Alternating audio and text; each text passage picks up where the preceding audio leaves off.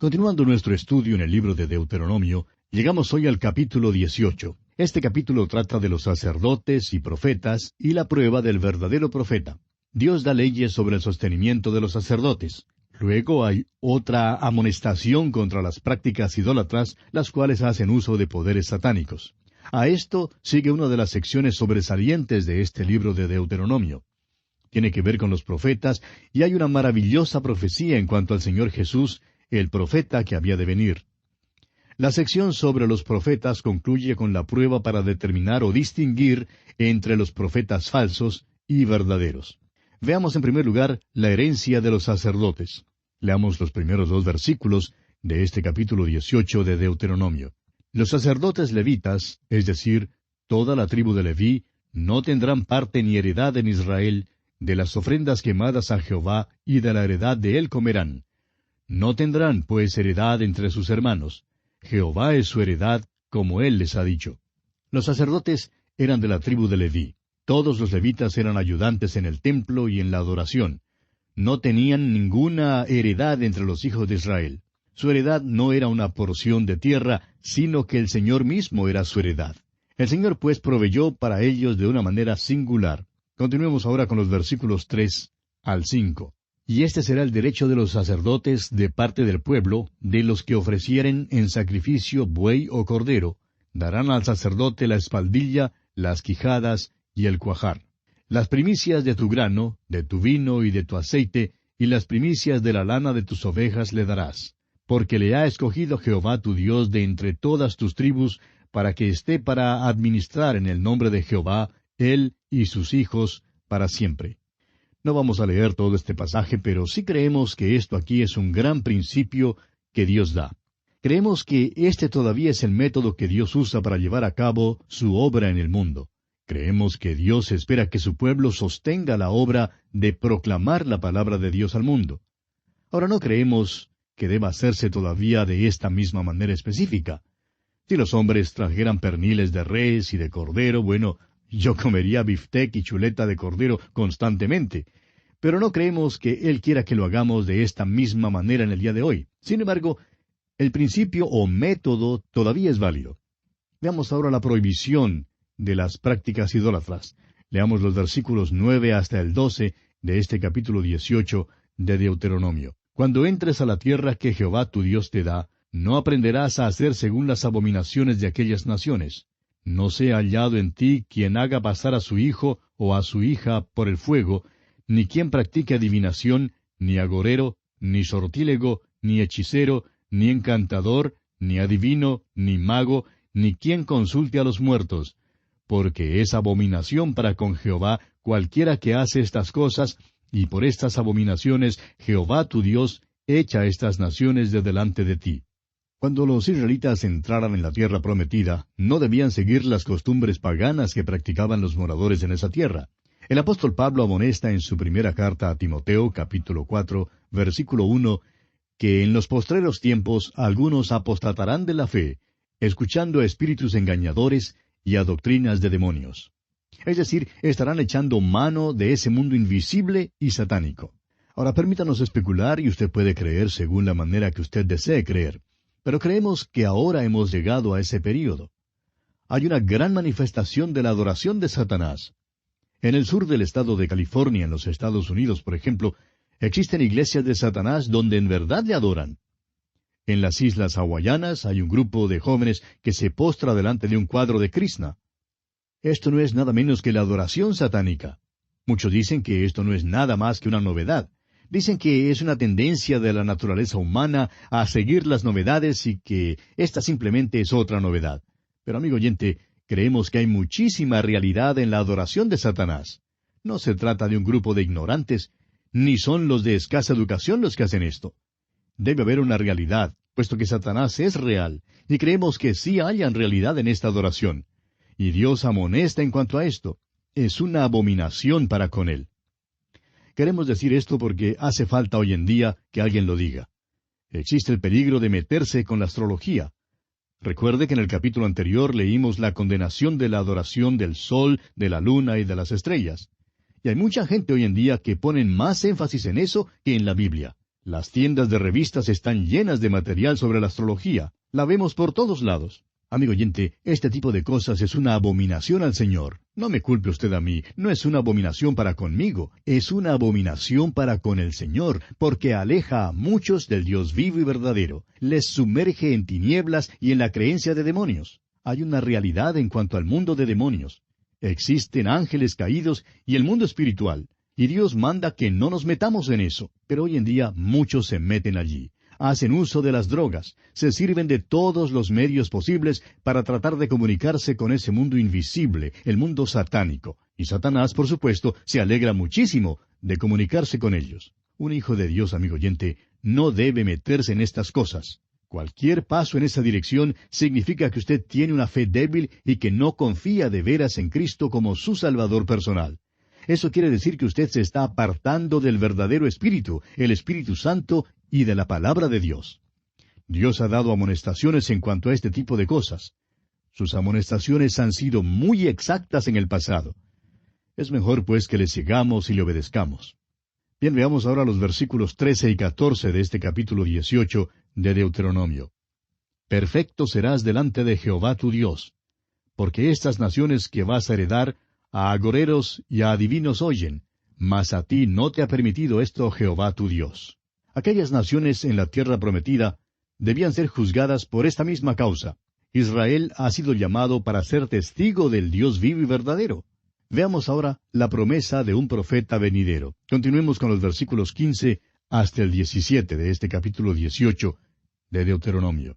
Profeta de en medio de ti, de tus hermanos, como yo, te levantará Jehová tu Dios, a él oiréis, conforme a todo lo que pediste a Jehová tu Dios en Horeb el día de la asamblea, diciendo, no vuelva yo a oír la voz de Jehová mi Dios, ni vea yo más este gran fuego, para que no muera. Y Jehová me dijo, han hablado bien en lo que han dicho. Los hijos de Israel debían escuchar a los profetas. ¿Por qué? Porque hablaban la verdad. Eso es lo principal, eso es lo fundamental.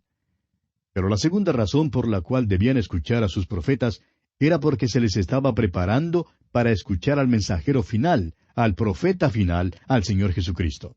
Algunos todavía preguntan por qué Dios no se revela en el día de hoy. Amigo oyente, en la persona del Señor Jesucristo, Dios puso el punto final a la frase. Dios escribió el terminado al final del libro. Dios puso las últimas comillas a la cita. No tiene nada más que decir al mundo que lo que ha dicho en Jesucristo. Debemos, pues, escucharle a Él. Debemos atenderle a Él. Usted recordará que en la transfiguración, Dios el Padre dijo allá en Mateo 17:5, Este es mi Hijo amado, en quien tengo complacencia, a Él oíd. Amigo oyente, escúchele a Él. Él es la palabra final. El Señor Jesucristo es la revelación final, completa y última de Dios al hombre. Esto es lo que Moisés está diciendo aquí en el libro de Deuteronomio. Veamos ahora los versículos 18 y 19. Profeta les levantaré de en medio de sus hermanos como tú, y pondré mis palabras en su boca, y él les hablará todo lo que yo le mandare.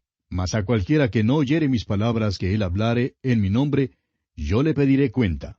Usted recordará que el Señor Jesucristo dijo lo mismo allá en el capítulo 14 del Evangelio según San Juan, versículo 10. Dijo que las palabras que hablaban no eran de Él, sino del Padre. En el capítulo 5, versículo 30 del Evangelio de Juan, y muchas veces en el capítulo 6, el Señor Jesús dice que Él no vino para hacer su propia voluntad, sino para hacer la voluntad del Padre. Después que terminó el ministerio terrenal del Señor, Él oró en aquella gran oración sumo sacerdotal, en la cual da su informe final al Padre, allá en el capítulo 17 de San Juan, diciendo, He acabado la obra que me diste que hiciese. Ha hablado todo lo que el Padre quería que se dijera. No hay nada más que hablar. Si Dios hablara desde el cielo en este mismo momento, no diría nada que ya no ha sido dicho por Él. Simplemente se repetiría. Todo lo que intenta decirnos a usted y a mí, amigo oyente, se encuentra en la persona de Cristo. Ese es el motivo por el cual no debemos meternos con la astrología. Es la tendencia de la naturaleza humana querer explorar lo desconocido, saber acerca del futuro. Hay un deseo insaciable de explorar lo misterioso. Hay algo de ese espíritu de Cristóbal Colón en todos nosotros. Ahora mismo estamos explorando el espacio y las profundidades de los océanos. Nos gusta lograr conocimiento de nuevas áreas. No solo hacemos esto en el espacio, sino también en el tiempo. El hombre quiere conocer algo en cuanto a aquel futuro misterioso. Abraham era pionero, salió hacia lo desconocido. Ahora, la diferencia era que él salió para obedecer el llamamiento de Dios. Salió sin saber a dónde iba, pero Dios sabía a dónde iba, y era Dios quien le estaba guiando. Esto es diferente. Eso no es tratar de guiarse por la astrología. Los hombres tienen ansiedad en cuanto al futuro. Siempre existe la pregunta, ¿qué de mañana? El futuro es una puerta cerrada. La memoria sí le puede llevar al pasado, pero no hay ningún vehículo que le lleve al futuro. Es más, hay un letrero grande escrito en la puerta del futuro que dice, prohibido entrar. Hoy era mañana solamente ayer. El hombre está limitado en cuanto al tiempo y también en cuanto al espacio.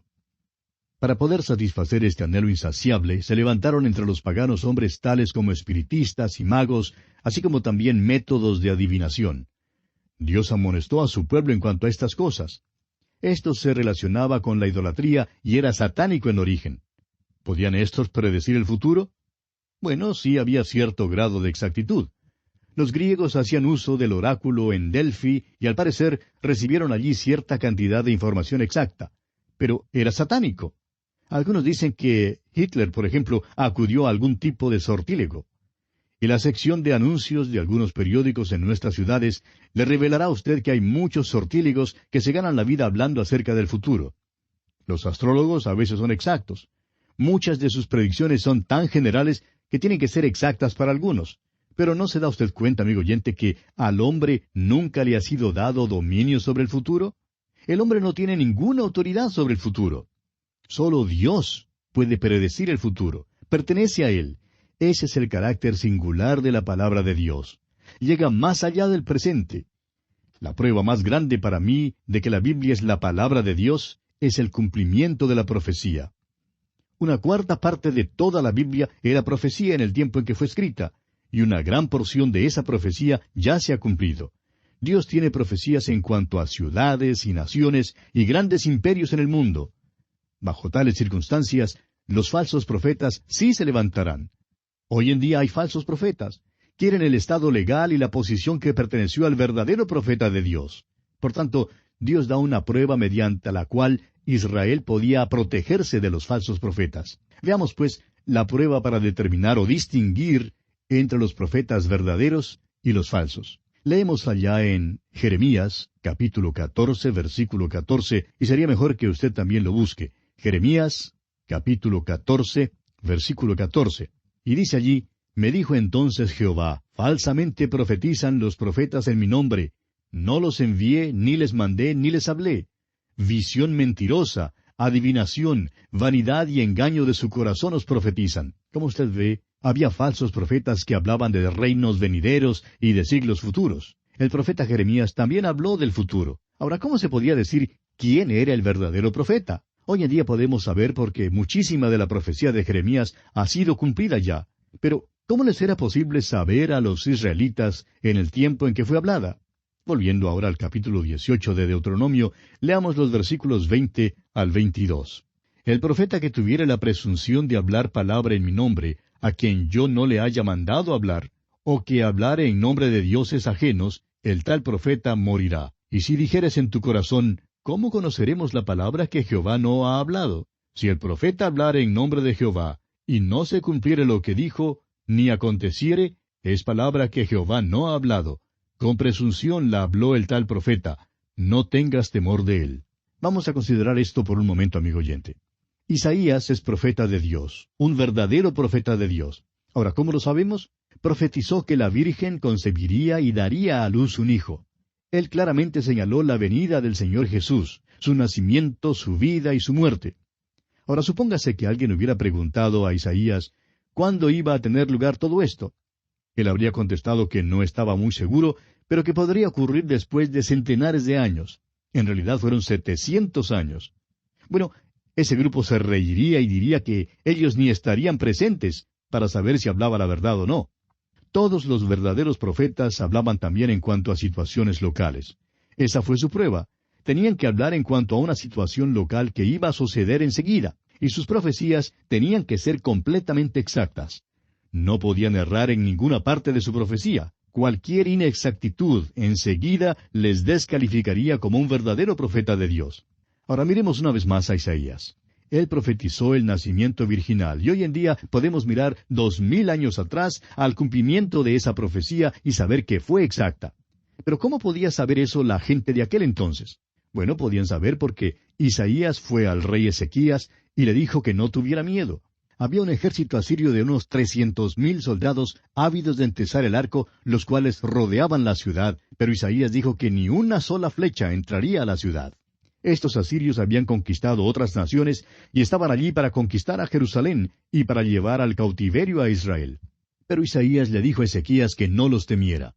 Todos estos muchachos del ejército asirio tenían arco y flecha. Era de esperarse que uno de esos tipos dejara ir volando alguna flecha sobre la muralla simplemente para ver si le era posible darle a alguien. Era de esperarse que entre un ejército de 300,000 hombres hubiera un soldado ávido de disparar la flecha.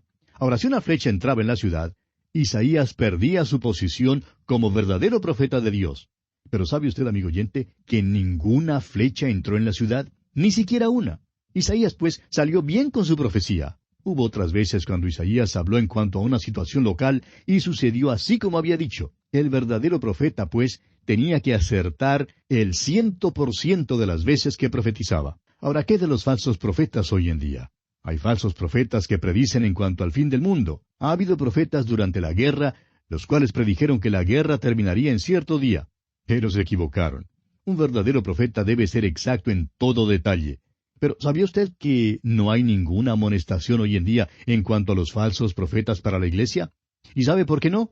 Porque no hay más profecía para ser revelada.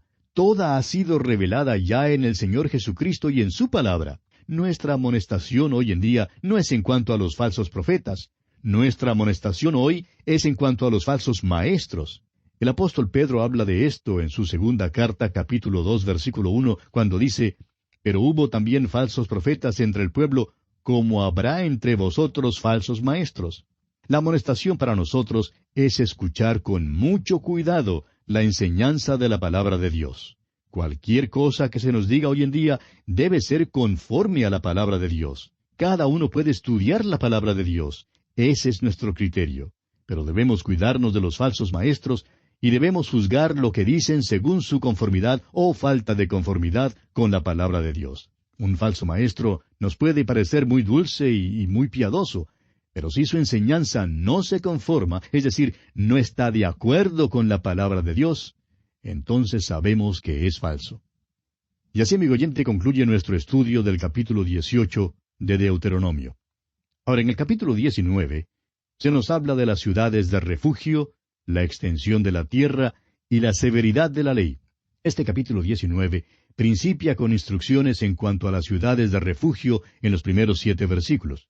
Ya hemos tratado algo sobre estas ciudades y solamente diremos, en resumen, que un hombre que había matado accidentalmente a otro podría huir a una ciudad de refugio. Esto no se aplicaba a un homicidio premeditado. Dios da el ejemplo de 2 hombres que trabajaban juntos en el monte. Al dar su mano el golpe con el hacha para cortar algún leño, si saltaba el hierro del cabo y daba muerte a uno de los hombres, al otro se le permitía huir a la ciudad de refugio. Sería protegido allí hasta cuando pudiera ser enjuiciado con imparcialidad. Veamos entonces lo relacionado con la extensión de la tierra. Leamos los versículos 8 y 9 de este capítulo 19 de Deuteronomio. «Y si Jehová tu Dios ensanchare tu territorio como lo juró a tus padres, y te diere toda la tierra como prometió dar a tus padres, siempre y cuando guardares todos estos mandamientos que yo te prescribo hoy, para ponerlos por obra, que ames a Jehová tu Dios, y andes en sus caminos todos los días, entonces añadirás 3 ciudades más a estas 3.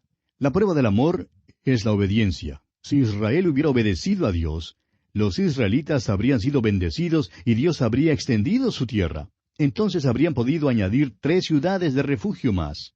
Pero nunca necesitaron de ellas por la sencilla razón que de los 777,000 kilómetros cuadrados que Dios les dio, solamente ocuparon 77,000 kilómetros cuadrados. Ahora leamos el versículo 14 de este capítulo 19 de Deuteronomio. «En la heredad que poseas en la tierra que Jehová tu Dios te da, no reducirás los límites de la propiedad de tu prójimo que fijaron los antiguos». Tenemos aquí el hecho de que los límites eran inviolables. Esta era la protección de la propiedad humana y establece los derechos de propiedad. Consideremos ahora la severidad de la ley. Leamos el versículo 15 de este capítulo 19 de Deuteronomio. No se tomará en cuenta a un solo testigo contra ninguno en cualquier delito ni en cualquier pecado, en relación con cualquier ofensa cometida. Solo por el testimonio de 2 o 3 testigos se mantendrá la acusación. Este pasaje nos revela lo terrible de la ley. Las demandas de la ley eran terribles y un solo testigo no era suficiente. Cualquiera que dice hoy en día que quiere vivir bajo la ley debe descubrir lo que es. Ahora en los versículos 16 al 20, el Señor explica si se levantaba un testigo falso, entonces el acusado y el acusador debían pararse delante del Señor, delante de los sacerdotes y los jueces. Ahora, si los jueces decidían que el testigo era falso, entonces lo que él quería que le hicieran al acusado sería el castigo que él mismo recibiría. De esa manera, la maldad debía ser quitada de la nación. Leamos ahora el versículo 21, el versículo final de este capítulo 19 de Deuteronomio. Y no le compadecerás, vida por vida, ojo por ojo, diente por diente, mano por mano, pie por pie. Esa es la ley, amigo oyente. No hay nada de misericordia en la ley. Doy gracias que el Señor hoy en día no me está juzgando sobre la base de la ley. Me salva por la gracia. Si Él me salvara por la ley, yo estaría perdido para siempre, porque nunca me sería posible cumplir los requisitos de la ley. La ley es la ley. Hoy en día hemos adquirido una actitud muy indiferente en cuanto a ella. Dios ejecuta la ley, ojo por ojo, diente por diente. ¿Cómo le doy gracias a Dios que Jesucristo pagó la pena de la ley para que hubiera perdón para los pecadores? El tribunal de Cristo se ha constituido en propiciatorio porque Cristo murió y su sangre ha sido rociada allí. Dios nos salva por su gracia. No hemos guardado la ley, la hemos violado. Todos somos culpables delante de Dios. Pero Cristo pagó la pena a fin de que los requisitos de la ley sean cumplidos. Ahora Dios tiene libertad para salvar a los pecadores por su maravillosa e infinita gracia. Y aquí concluye nuestro estudio del capítulo 19 de Deuteronomio. Que el Señor le bendiga ricamente.